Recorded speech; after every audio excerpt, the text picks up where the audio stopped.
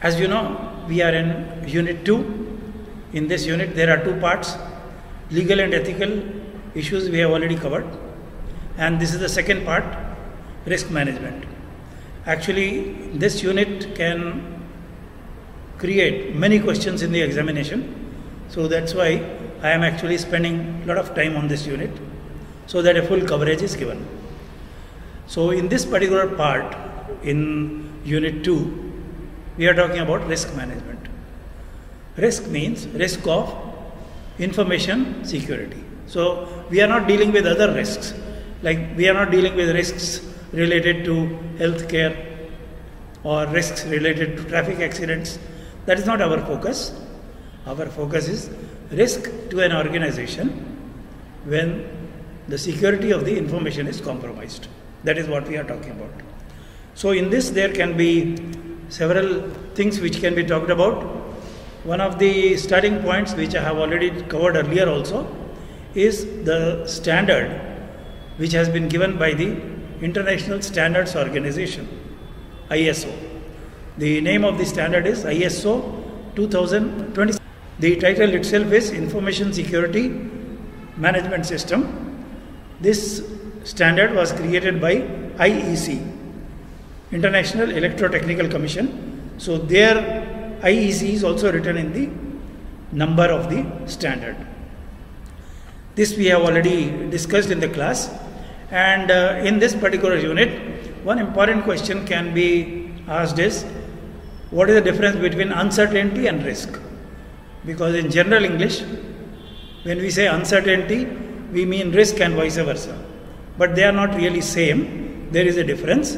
So uncertainty we have explained in the class earlier, as you can see in the slide here, and uncertainty is also something which can be quantified.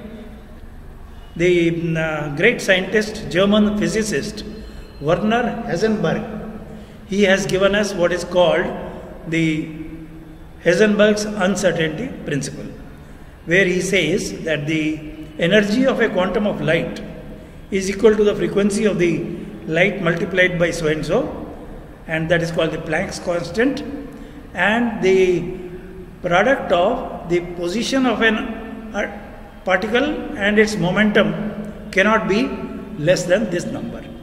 So that's how in quantum physics also uncertainty is a very quantifiable number. Whereas risk is something certain. Risk is not uncertainty. Risk is something different mathematically. Risk can be defined as sigma of the loss into probability of loss. What is written in red there. So this is how we define the risk. That means when we want to manage the risk, we have to identify all possible events which can cause the risk and then measure their probabilities or estimate their probabilities, and also estimate how much will be the financial loss to our organization if that event happens. So that is covered in risk. The first part I have already covered in the previous class is risk identification. Risk management starts with risk identification. First we have to identify what are the possible risks to the information in our organization, and these risks are of 5 types. The risks related to obsolescence of technology, risks which are related to errors and mistakes and carelessness of the people, risks which are due to the organizational policies being defective and requirements not being known, and lastly the estimation, where our estimation goes wrong. That means we may say that okay, this event is not very likely to happen, the probability is very low, but in reality probability may be more. So all that problem can be there. This is the topic of risk identification. Now the risk factors are many. You can see on the left hand side, the risks can relate to technology, people, organization, the tools, software tools that we use,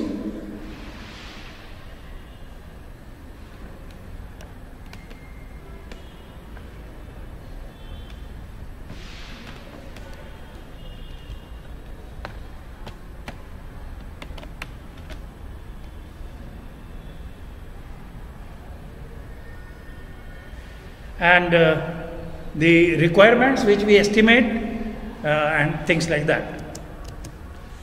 In risk management, there is another international standard also which actually quantifies the risk. This is another international standard, ISO 31000. The latest version is 2018. So this very clearly specifies that the risk is sigma of probability of an event into the estimated financial loss. This particular equation is most important in risk quantification. Whenever you are writing any examination answer, this should be your starting point. And security techniques of information technology, they are actually covered by another international standard which is also prepared by the International Electrotechnical Commission. This is ISO IEC 27005. This also, the latest version is 2018, and this particular standard talks about the security techniques and information security risk management, which is exactly the topic of your unit number 2. So you can see now the importance of this topic. It has been covered by 3 international standards. That is the importance of this. That's why we are studying it in so much depth. The modern trend in information security is not to depend on just virtual private network or on our firewall or firewall failover. The present trend is to go for cyber security as a service. In fact, that is happening in all the areas of information technology, because we try to use everything as software as a service, platform as a service, infrastructure as a service. Similarly, now cyber security is also going as a cloud-based service. And there are many firms which are doing excellent work in this. One of the firms I have mentioned here. This is Excalibur. Excalibur is actually a firm which is based in Slovakia, earlier called Yugoslovakia, which was a part of the Soviet sort of affiliation. And this company was promoted by a bigger antivirus company. So they have been in the field of information security for decades. They have vast experience in that, and they have created very good cyber security service in the cloud. What they do is, there are 2 approaches which they use. One is multi-factor authentication. Now in our country, we are already familiar with 2-factor authentication, because when you try to log on to, say, State Bank of India account online, you first enter the password, then you enter the CAPTCHA. After that, you are supposed to enter the OTP which comes on the SMS on your registered mobile number. So this is called the 2-factor authentication. But what Excalibur does is, it takes the step one step further. They say not 2-factor authentication, multi-factor authentication. So I am explaining. Multi-factor authentication has 4 parts. One is geolocation, the location from which you are accessing the network. So location can be easily found, because if you are using your mobile phone, the mobile phone is already, the location is known to the network. If you are using a laptop, this has to be connected to some Wi-Fi, and the location of that Wi-Fi router is also known. So if the location of the user right now is your usual location, no problem. But if the access is being tried from a location which is totally different, from a different country or from a different city, then they get doubt. Then they will try to. So you can use VPN for. Yeah. So you will have to do something else, like you will have to create a VPN. But for that also they have found a method. I am explaining that also shortly. So VPN also they are able to defeat with that. So first you look at the multi-factor authentication. One is geolocation, second is on-device biometry. So on-device, they introduce biometry. That means first of all your login to the phone or to the laptop should be through biometrics, either fingerprint or voice, face or retina. So these are the 4 methods available. This is the second part of the multi-factor authentication. Third is PIN code, that we are already familiar with it. PIN code will be there and OTP will follow with that. And last is the ownership factor. That means this resource which the user is trying to access, does he have the privilege to access that resource? That also is checked. Ownership, like, let us say a manager is there, he is an HR manager. When it comes to HR database, he has the ownership, he has the privilege. But after entering our website, if he is trying to access something else could be, let us say, stores records or something, then again they will stop it. Now you raised a very good point that VPN can be there. Good. So VPN is also removed. VPN risk is also removed because they say that VPN creates a lot of problem. VPN actually allows all the people in that VPN to enter.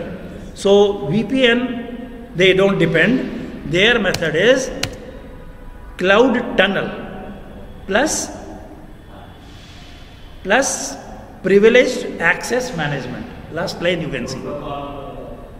The protocol for that is SSH. SSH stands for Secure Shell. So what happens is, once they are satisfied with all the multi-factor authentications, they create a kind of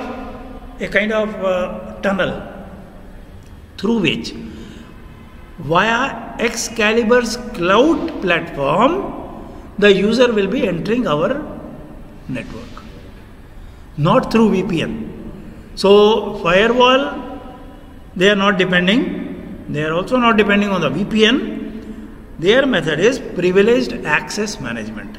That means if all the multi-factor authentications have been successful, then only the SSH tunnel will be created, and that allows the user to access the resources. Now I will show you the diagram for that. This is the diagram for that, the top one. So you can see a tunnel, that blue one. Yeah. Can you see this tunnel? It is in the cloud. This tunnel is formed in the cloud. So it has got nothing to do with your VPN and firewall, etc. Through the cloud, they are getting the access. So this makes it much more secure. And now many firms, many organizations, they are shifting to privileged access management method. So identification, when we talk about risk identification, in this again there are 2 parts. One is the identification of assets. What are the crown jewels of our asset which have to be protected maximum? The word crown jewel actually comes from kings and queens. The queen will wear a crown, and in that there will be many jewels, but one will be the most precious jewel, biggest one, the diamond, that will be called the crown jewel. Similarly, like Kohinoor. Yeah. Similarly, in our information assets also, there will be certain assets which are very, very important. Like some examples are given here. One is social security numbers. That is in USA and in UK. In India, we can say the Aadhaar numbers.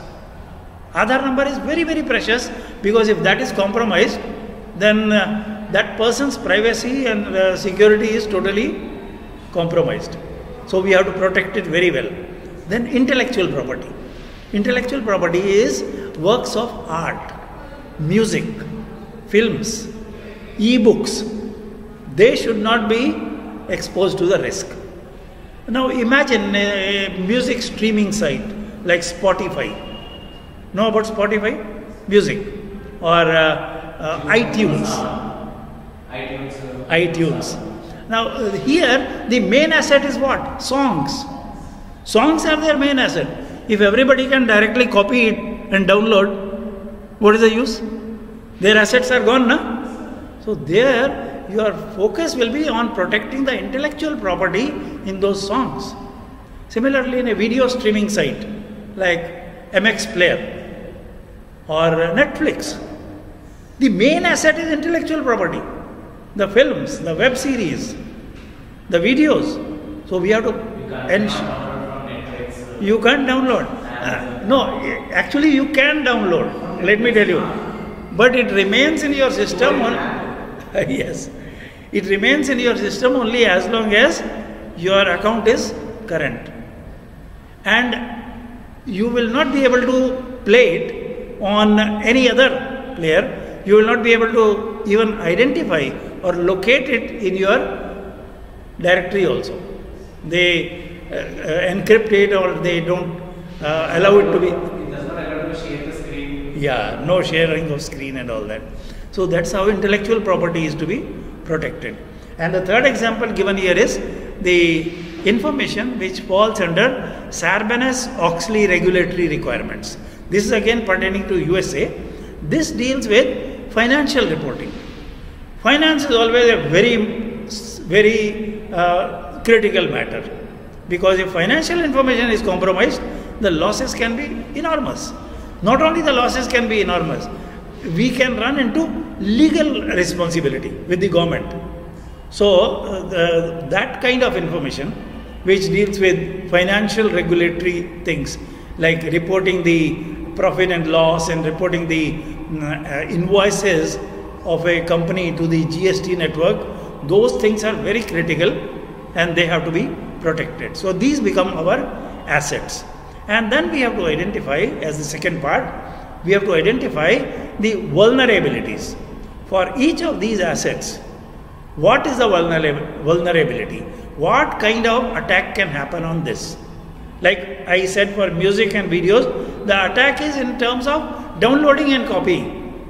But for all assets, it will not be like that. Somewhere, just if you are able to read the password or if you are able to read the Aadhaar number, your security is getting compromised. Their downloading is not necessary at all. Being able to copy is also not necessary. If it is visible on the screen, that is enough. Your security is lost. Right? So like that, we have to identify the vulnerabilities. Some things will be more vulnerable to hacking. Something will be more vulnerable to downloading. Something will be more vulnerable to manipulation. Like somebody should not be able to change that value. In a banking site, for example, if you have a balance of say 5 lakhs in your account and you can easily make it 50 lakhs, bank will lose enormously. So there, manipulation must be avoided. So this is how we identify the vulnerabilities. Now having done that, we have to identify the threats. Like in the environment, we first identify the threats. The threats in the environment could be tornadoes, floods, tsunamis. Similarly, in information technology also, there are very well identified threats.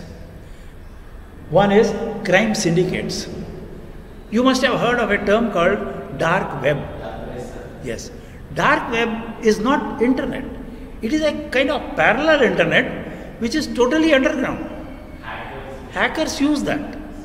So these people, the people who operate on the dark web, they are very dangerous because they are not individuals. It is not just one person who is behind that. A whole group of people are cooperating together. So that's why we call them crime syndicate. There are hacking government websites. Sorry? There are hacking government websites. Yeah, they can do many things. They can hack government sites, or during election time, they try to hack the website of the election commission. Because once you do that, they can manipulate the results of the election. Actually, in the last to last election in USA, when Donald Trump became the president, this was the allegation that the election system was hacked remotely by Russian crime syndicates. So remotely they did that, and they ensured that the votes of the opponent, they were reduced and Donald Trump won. Well, this is just an allegation. I can't say whether it is true or false, but this is how the crime syndicates operate. Then there are hacktivist groups. Hacktivist groups, the word hacktivist comes from two words actually, hacker and activist. So there will be certain non-government organizations, they are also like crime syndicates only, who are promoting a particular cause. Like that cause may be, why are the blacks being given so much protection in USA? We should reduce that. So they are anti-black, let us say. So they will try to hack those government sites which try to give preference or which try to give facilities to the blacks in USA. These are called activist groups. And third very important source of threat is the government sponsored entity. There are a lot of rogue countries in the world. Well known rogue countries like China is one, North Korea is one, Syria is one. Their job is only that. They want to create trouble for USA. China and North Korea is wrong. North Korea is really very, very dangerous. And they are very capable also in that. Actually, Iran is also in the same category. Iranians, they had attacked the power supply network in some countries earlier, remotely. So the grid was down and the power supply was disrupted in the whole country. And they did it remotely, sitting in Iran. So these are government sponsored things. So they will have a lot of resources and they can collect information very easily. So they are the third big threat for our information security. So like that, for each of our assets, we have to try and identify what are the major threats. Now, having identified the assets and then having identified the threats also, the next logical step is identify the controls. So how can we control this threat? So for this, a lot of things are written here. You can see one is remediation. Can we find a method by which either that threat can be nullified, or even if it happens, can we reduce the probability of loss? Probability of loss can be reduced many times if you can properly partition your information into different silos. So even if one part of the information is compromised, the remaining parts remain okay. So if that approach can be found in your storage architecture, that way the threat is not removed, but if and when it happens, then it will not cause that much effect. And the second method is mitigation. That means if you can reduce the impact of that risk, that is called mitigation. So two kinds of controls are there. You may like to note down this. When we identify the controls, the two kinds of controls are, one, remediation, which completely fixes it, and second is mitigation. These are the two methods for control. Mitigation. I'll show you here. This is mitigation. Look at the screen. And this is remediation. So like this we can identify the controls. Now, fourth part of risk management is assessment. This is a quantitative part. So this requires estimation. Now, as I told you in the beginning itself, risk is something which is very quantifiable. We saw the equation sigma of probability into risk of loss. So here, suppose there are 10 risks, 10 possible risks. For all those 10 risks, you have to identify or estimate what is the probability and what is the extent of financial loss. So when then you multiply all of them, and when you add, that becomes the actual risk. And we can say minus security controls.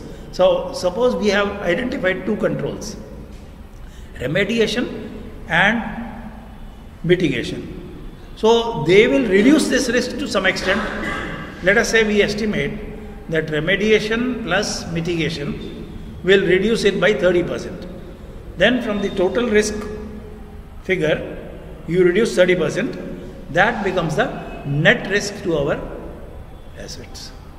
That is what is meant by this equation, which is written in the red. I think you should note down that definition, that equation. That is to be written in your examination answer. Risk is equal to threat into vulnerability minus security controls.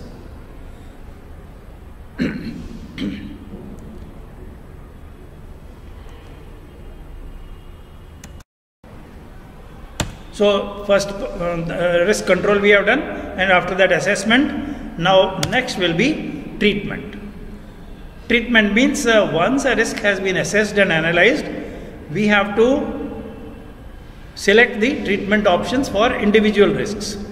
So we have identified number of risks. For each of them, what will be the remediation possible and what will be the mitigation possible. Remediation will try to implement a control which fully or nearly fixes the underlying risk, whereas mitigation doesn't fix the risk. What it does is lessening the likelihood or the impact of the risk, but not fixing it entirely. So all the controls that we do in information security management, they will fall in one of these categories. Out of these, which is better? Obviously remediation is better, because once the remediation is done, then that risk is almost totally or really totally avoided.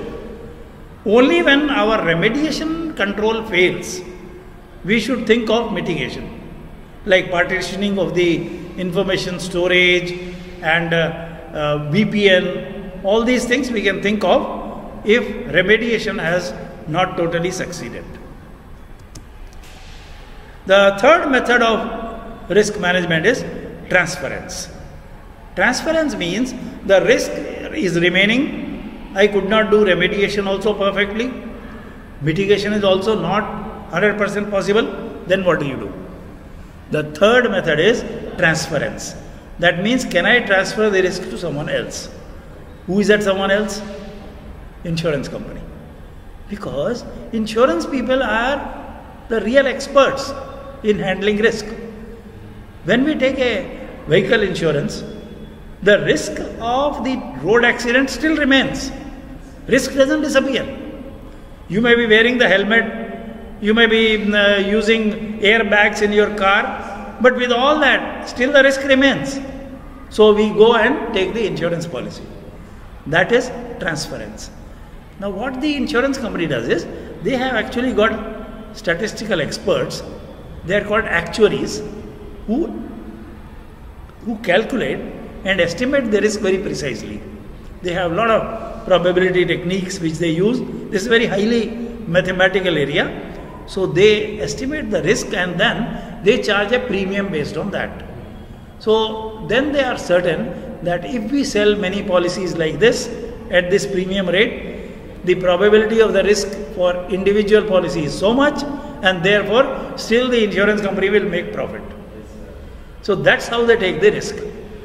And the interesting part is, they again don't keep the risk with themselves. They again sell the risk to reinsurer. There are those companies also. So they are kind of big insurers who provide insurance to the insurance companies. In our country, topmost is that. Now in our country, do you know which is that biggest reinsurer? No, life insurance is only life insurance policies. They are not the reinsurers. The reinsurer is GIC, General Insurance Corporation of India Limited, which is not selling any policy directly.